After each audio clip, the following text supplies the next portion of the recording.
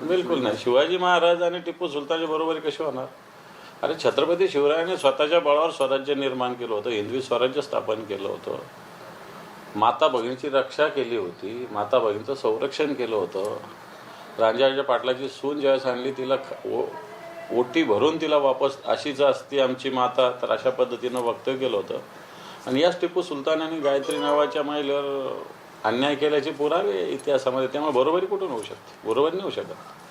हे मी बोललो की भारतीय जनता पार्टीचा दुटप्पीपणा, टिपू सुलतानाच्या विचाराचं समर्थन नाही होऊ शकत, पण भारतीय जनता पार्टीच्या विचाराचा दुटप्पीपणा हा मुद्दा मी आपल्याला सांगतोय. की भारतीय जनता पार्टी एकीकडे टिपू सुलतानाचं नाव मार्गाला देण्याचं सांगते, एकीकडे टिपू सुलतानाच्या विषयी काँग्रेसचे अध्यक्ष बोलले म्हणून त्यांच्या कार्यालयावर हल्ला करते.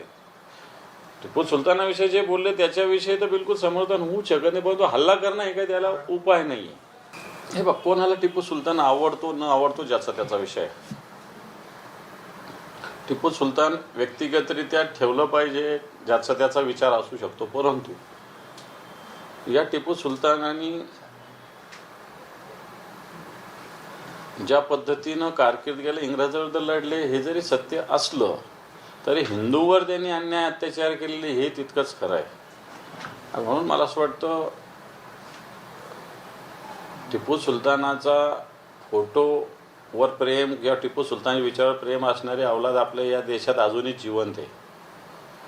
हे जरी सत्य असलं तरी फोटो हा ज्याचा त्याचा खाजगी मालमत्ता आहे. त्याने टिपू सुलतानाचा लावा नाही तर जिन्नाचा लावा. भारतीय जनता पार्टीनं जिन्याच्या कबरीला जाऊन पुष्पहार अर्पण केलेलाच आहे, त्यामुळे ज्याचा त्याचा तो व्यक्तिगत विषय आहे.